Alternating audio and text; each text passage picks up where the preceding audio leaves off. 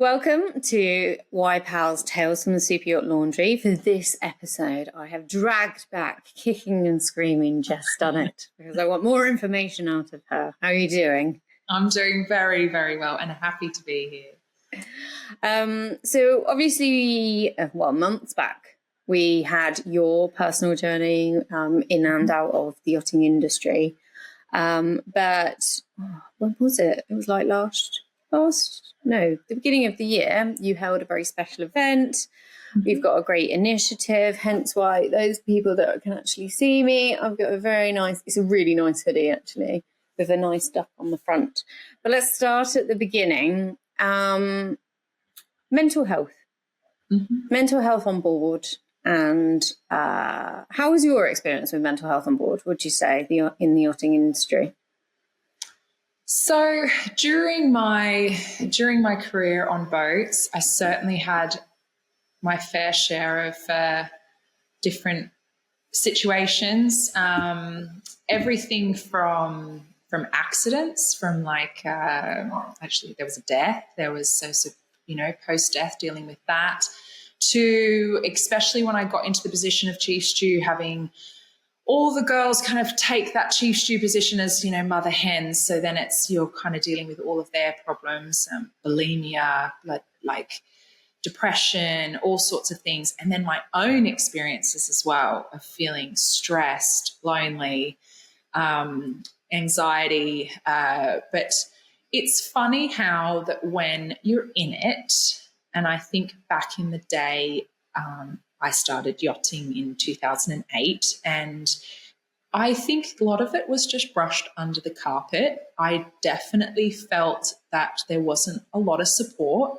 There wasn't, especially not external support, going through something on board to be able to call somebody to get help or therapy or having time off. Definitely not. Like, you're talking, definitely obviously it's a hot buzzword at the moment, but like even when I was on board, but do you think that's the culture of you just get your head down and get on with it? There's not even a competition, but you don't want to let down your crewmates. You don't want to, you're part of a team. You will just, like you said, brush it under the carpet, try and ignore it and just get on and get to at least the end of the trip or get to my next lot of leave kind of thing. And when I was in the position of chief stew as well, I did my very best with the girls and guys, like the whole crew. I've had guys come up, the deckhands come to me as well, looking for support and things, and I do my very best. But I think that's where as well it got to a point. It's like, I'm not trained to be doing this. I'm not trained to be giving these people advice, and I'm good at helping and listening, and I pride myself on being that people feel comfortable to come and talk to me, but I'm certainly not trained to be doing this. So let's try. But the biggest thing was, especially on board, is like, where do I go? What do I do? Where do I advise these people to go and speak to somebody or to go and find help? That's kind of was my experience of working. There was nobody. It was, that it wasn't even really talked about, when I was on board. And also, obviously the lifestyle itself, it's so hectic. When do you get those moments? I was on a contract where you only got 2 months off a year. So when do you find those windows of space to go, wow, I'm, struggling? Yeah. Let alone, it's always difficult to find where to get your ENG1, let alone, could I find a therapist? Yeah, very much. So quite, I did find that tough on board. Not to say that I really had major struggles while I was on, personally at all, and but just definitely had some different situations where I really didn't know where to direct people or where to go myself. So I tend to just kind of push on. Do you think you recognise, so obviously you run a business on land, starting a new business, what is it? It's one of the most stressful things: divorce, death, starting a new business, having a child. And then starting a new business in France. With French people. Whole nother kettle of fish. Yeah. So, well, I left Yachts to start Onshore Sellers with my husband, Ed. We both met working on board. And yes, that was when was that? 2015. So we're coming up to 10 years next year.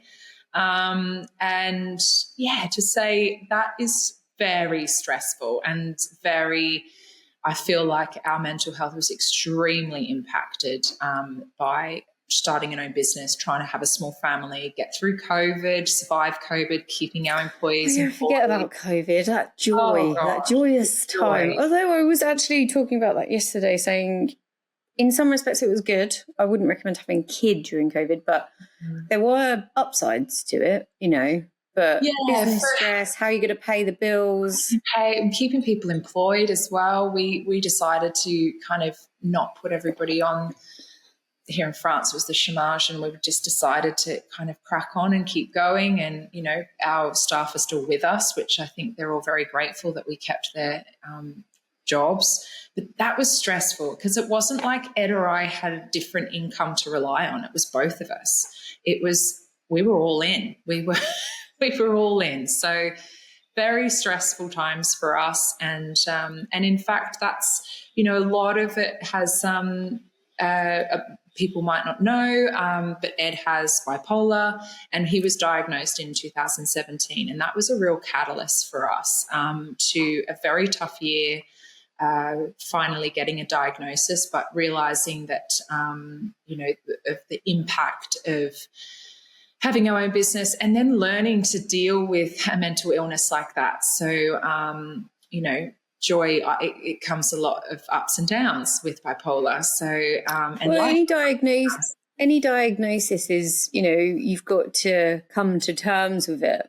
I'm sure it probably made a lot of sense with the situations that had happened in the past, and then you kind of got to get used to the terminology. So that's a good, it's a big transition just to, recognize what it actually is.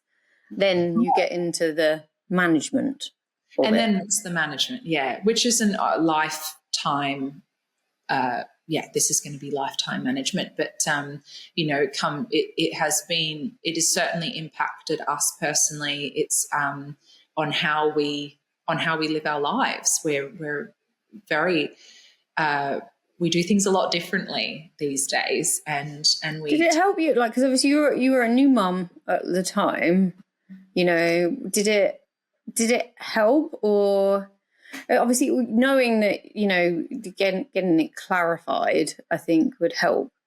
But then obviously you're a woman trying to do everything. Maybe what I'm trying to say is, your husband needs maybe a little bit more consideration than a normal husband. Does that make sense? Yeah. Mood-wise. But husband also / business partner. So I think, we've got a really unique position that the both of us have we've only ever worked together, to be fair. So we don't know what it's like to not be working together. We met while working on board boats. We worked together for years. We've started a company together. We've gone through Ed being diagnosed with bipolar. We've still managed to have a very successful company and have 2 children in the mix there too. But yes, it just changes the way that we do things, the way we talk, the way we set goals for each other, and also is the real catalyst as to why we decided to start Blue Ducks. We have been through a lot, and I feel like we have our story, but there are so many people with so many other stories and problems, and it is time to start talking about it more, and it is time to start taking action, and that these issues that happen on board, they also happen back on land. They happen to everyone around the world, but we have a personal journey and story here. So it was a real reason why we started everything. So, obviously, when you're from you're on the outside looking in at the industry, and obviously in the last 2 years, well, COVID, I think, probably was a big catalyst for mental health becoming more relevant in the industry, and conversations started to be had about it. Yeah.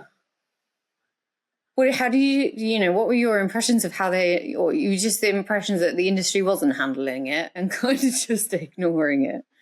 I think there's plenty of people out there doing a lot and trying hard to make a difference. But the conversations that we were having as well as Tony, our business partner, same story, ex-yacht crew, now working in a company within the yachting industry. So we were seeing it from both sides. We were seeing it from our clients and crew and struggles from friends, and, that there just really still wasn't anyone to go and talk to, or just didn't know who to contact. There's people there, but just didn't know that they existed. And it's the same with people ashore as well. The stresses of the yachting industry extend far from just the crew. You have to consider the management companies, the charter brokers, all the provisioning companies who are doing, like what we do, wine and spirits, we're doing all the food, the uniform companies, the agenda and the time scale and the pressure to get what these boats need when they want it. They've all asked for it yesterday. So it's always a very stressful job. And that the same issues apply everywhere. And it's, again, you ask a lot of management companies or provisioning companies, who would you go and speak to if you like, we'll go to a therapist, but who's a therapist that knows the yachting industry? Who's a therapist that knows our unique industry and our unique stresses that only come with this industry? So also, you've got to pick the reason why you need to pick the right therapist, and we've covered this in other episodes. I think it was Emma Mannering's episode, therapists just really interested in the industry because they don't know what it is, like, is it like below deck? When you go and like, help what me. It's like to be a crew member. What are rich people like? You're like, I'm here to talk about my life. Yes, yeah. And yes, that's it. There are people out there doing it. Emma from Seize the Mind, the crew coach, there's iSwan, but all of these people have, they need more awareness, which is where Blue Ducks was coming in, is to have and creating the awareness to support those people that are doing it right and that are professionals and that have the certificate to back it up and the experience, but also to then raise funds as well to try and drive to create some to raise some money to be able to make a difference and to start getting people on more training or get more support for iSwan. So yeah, we did our first gala in May. It went really well. It was really good. Really good. Fantastic, and a really, really amazing response. We have found it's been difficult through the summer to keep the momentum going while we're all still trying to run our own businesses and have our own families. So it has been a journey, but it's I'm positive that we can continue encouraging crew to get on board with this. And when was the moment? I'm going to take you back to the moment when you were like, I think we should just do something. Like, was it over rosé on a beach bar? Like, I don't want to say it. So to be honest, this all started when the war broke out in Ukraine. We had our second blow after COVID. Anyone that had a Russian clients on the books, you can see you later. And we had a lot. Well, not a lot, but we had a percentage. And so they had a big cut at the industry. A lot of companies lost. Yeah, I mean, we were really fortunate that we still had a great year, but it was another blow, and we were like, oh goodness. And then, to be honest, Tony, Ed, and myself, we really wanted to do something. We wanted to help with raising some funds. I don't know if you remember, there was United for Ukraine that was going round, and the industry really got behind. There's a lot of Ukrainian crew in the industry, and lots of people that have been affected, businesses affected. So we thought about doing something together, and Ed, he's fantastic. He's very quick with ideas and very quick at executing them. So before we knew it, I think it was within 2 weeks, we had sponsorships of prizes. We had everything up on Onshore Sellers page. You could place bids and stuff, and we were doing this auction over Miba in Barcelona, and we're raising money for the UNHRC, so the Refugee Fund. And it all happened so quickly. It was executed magnificently. We raised, I think it was something like over 12 grand, and the industry got together. It was fantastic. It was amazing. And we thought, wow, that is incredible. Like, I can't believe we just managed to do that. And the support and the feeling of doing something to make an impact and to help was amazing. And while we kept saying that we wanted to do this again, it always came back to Tony, Ed and I saying that we've always wanted to do something for mental health, that we've all had our own personal struggles, we've all had our own issues, we've all noticed this for so long, never really knew how to do anything. And we were like, you know what, that worked. That really did work. If we can try and switch this into blue ducks, giving a duck for mental health within the industry with the same concept, hopefully this will gain momentum. And it did take us a while. So that was, I think, 21 that we did, or 22 that that's right, with 22 that the United for Ukraine, and then it wasn't until this year that we did our first Blue Ducks Gala. But I think it first came about that we were like, wow, trying to start a charity is not easy. So we kind of switched gears into just having the foundation and then supporting Ice One. But that in itself took a long time too, to be approved by Ice One, to be able to raise money for them. So, a lot of paperwork and back end, but I felt good. It's quite funny, isn't it? You're like, yeah, we'll start a charity and we'll just fix it and we'll just get some money and it's really easy. And then you're like, Ice One are like, no, we can't accept your money yet. You're like, what? What do you mean? We have to check. No, we need to go through a lot of paperwork and you need to be approved by the board. And I was like, oh, wow. Okay, another learning curve for Jess. But,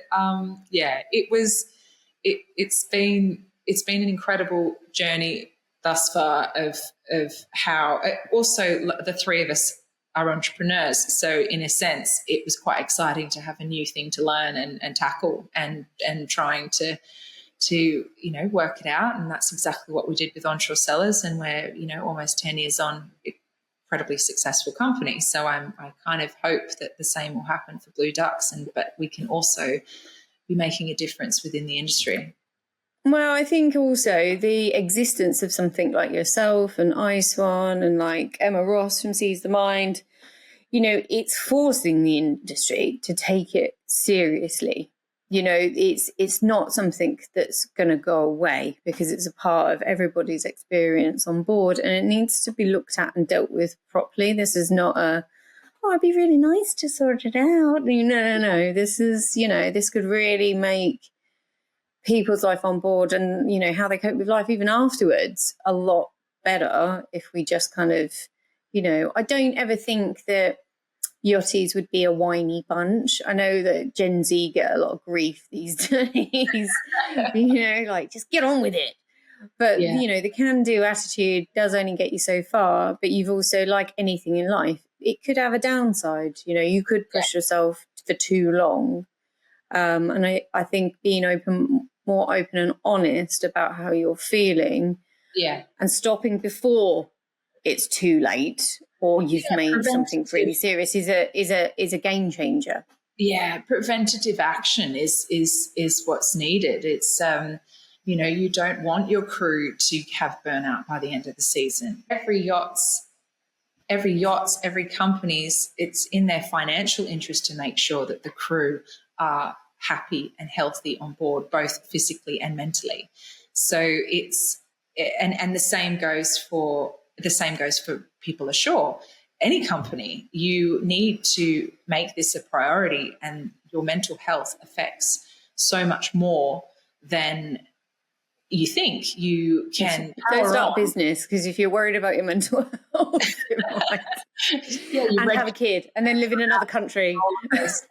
Yeah, absolute roller coaster. But it's but it's doable. I suppose that's the right thing. With the, it's with the right support, you can achieve anything.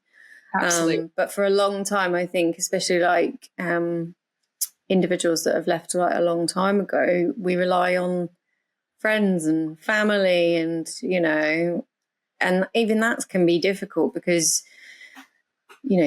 which family member do you want to talk about your mental health issues with? They might have mental health issues. Yeah, exactly. But yeah, it's all achievable. I think it's also, the messaging with mental health is it should be a positive one. Just being able and having the freedom to acknowledge mental health problems is a fantastic step towards, you just getting on and living a great life. They're just more tools. And there should be no stigma about it. It should be, I know I always encouraged people to talk to me. I know I said earlier that, I definitely didn't feel like I had the tools to be able to probably execute it properly, but I did always encourage talking, and I did always encourage people to come to me at any point. And if you do feel lonely, if you do feel that you're having struggles on board, whether it's as simple as just not getting enough rest, or whether you genuinely are depressed, it's I'm not a professional to be able to say yes you are, but I certainly always encourage people to just openly talk, because the more you talk, the easier this gets, that people can recognize that you are maybe not having the best time here. And that's not to say that you're pathetic or that you're not doing your job properly. You're just struggling a little bit with things. And the more you talk about it, and the more we all talk about this, that's progress. And that's something it will genuinely just become a natural way and discussion that we talk about, and that it's, I'm very open now about saying how I go to therapy. I used to always have it in the back of my mind. I might not say it. I might not say that I have a therapist. People might think I'm a bit crazy, but that's not the case at all. I just need somebody to talk to that can actually help me you work it out. You're just trying to make sense of it all and work it out, and then okay, so I've reflected on that.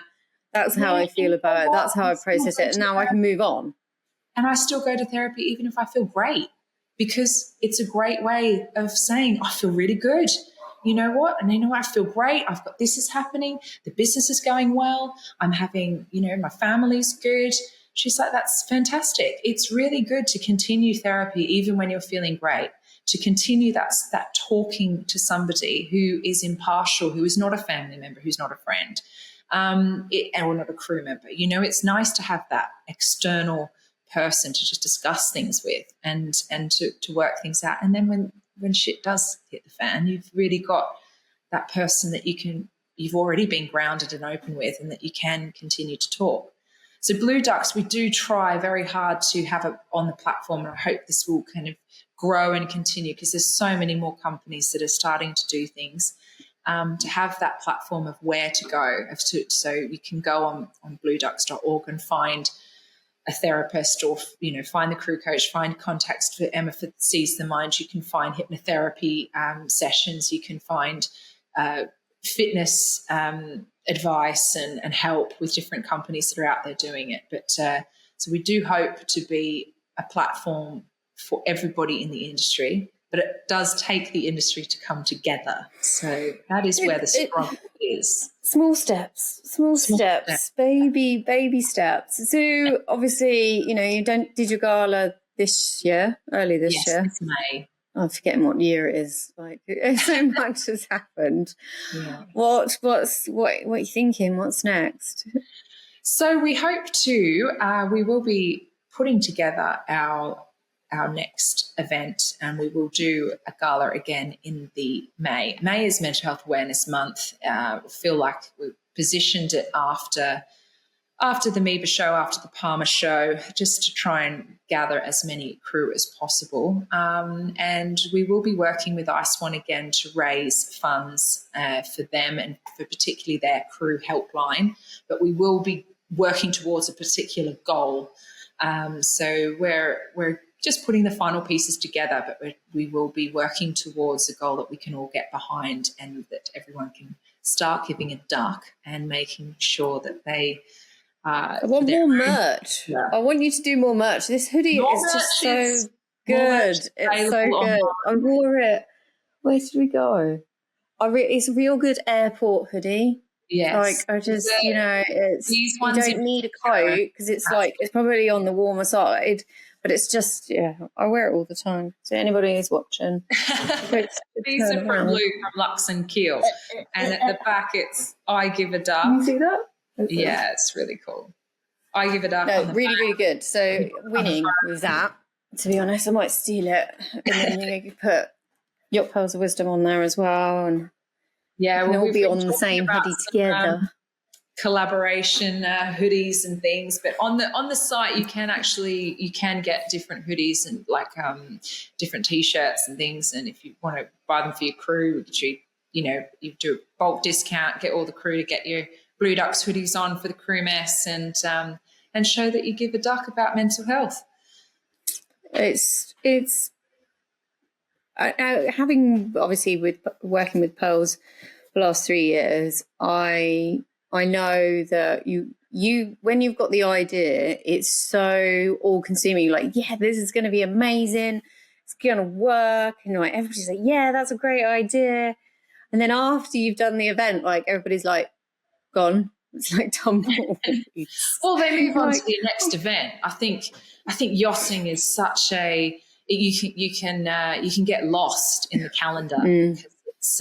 It's pretty full, pretty jam-packed calendar. So it is. This Monaco was bonkers. There was loads going on. Definitely our busiest yet, I would say. That was just loads of different events and like just tons of stuff. Yeah. Loads going on. A lot of people have got a lot of things to say, and so need to. Oh no, you're not sure, definitely not short of a lot of people saying a lot of stuff at Monaco. That's for sure. Wow, if all the boats were sailboats, there wouldn't be any left in the marina. I don't think. Just all the hot air that is around. But yeah, it's a fantastic initiative. Thank you. I think it just cuts to the chase. Like, let's get stuff sorted and done, and we don't need, we have a problem, we need a crisis line, we've got a solution, we've got someone who's willing to do it, then there you go. One and two come together. The important thing is that the Yacht Crew helpline is there for all crew to contact, but they are at the end of the day a non-for-profit, so they need funds, and that's what's important, is about coming together. And I know that it all comes down to money in the end, and it does, unfortunately. Always comes down to money. Unfortunately, no matter how hard you might try, these people can't, it might try to do something without involving cash. They need it to be able to execute the helpline. They need to be able to fund their staff, so that they're there for you 24 hours a day and 7 days a week. So that's really our focus for the time being, is helping iSwan. But I would like to, explore other avenues of how we can raise funds to get a certain amount of crew doing their mental health awareness courses or first aid courses with Seize the Mind or the crew coach, but all of that comes with a little bit of logistics and learning on how it can work. But, so if anyone has any suggestions, please contact. please write in. So new avenues of fundraising, and maybe the funds could maybe go to some alternative. I think one things with charities and organisations, you've always got to keep your mind open. New ideas, new approaches. I think that's where the biggest change is probably going to come from, because the industry's been doing it one way for a while. And it's Yes, perhaps not having the desired result yet. No, well, I think the latest key crew do a mental health survey, and still figures coming in that over 65% of crew suffer from work-related stress or mental health issues, and that's a pretty staggering percentage of the industry really struggling on board, and a lot of them still not knowing where to go, still not knowing how to find help. No, it's going to change. It's going to change. Yes. We're all going to get together and it's all going to change. Thank you so much for coming back on and explaining a little bit more about Blue Ducks. We will, obviously, if you're listening to this, we will provide links in the bio so you can be able to check out Blue Ducks and Jess's initiative, and probably sign up to a wait list to be first on the guest list for the next event. It was really good. Excellent. Yes. I was on my best behaviour for that one. I did manage to crawl into bed by midnight. I know others didn't. Yes. I did manage to go. It was the kick-off it was at Villa Juno, and then they have a pretty cool nightclub afterwards. So I'm too old for that kind of stuff. I'm practically ancient. I look forward to giving you the details of our next Blue Ducks Gala. So it will be, I'll be there with bells on. Perhaps Excellent. Not just the hoodie, although I don't want to take it off. Like I said, thank you very much for being our guest and joining us. It's very important, the work that you're doing. Thank you very much. Thanks, Cherise. Have a great day. If you've enjoyed this episode, we have a whole bunch more if you want to listen to some more incredible ladies. Alternatively, if you're worried about mental health, like I said, the links will be in the bio. We've got a lot on our website and on our app if you're looking for more information or maybe trusted sources. The sources that Jess uses are the same sources as what we use, the trusted, vetted professionals. So please make sure if you're going for something with mental health that you check out who everybody's using. So if you want to, that's about it. I've lost my train of thought. Talking about mental health. That's not a good sign, is it? Thank you very much for joining us, and we'll see you next time.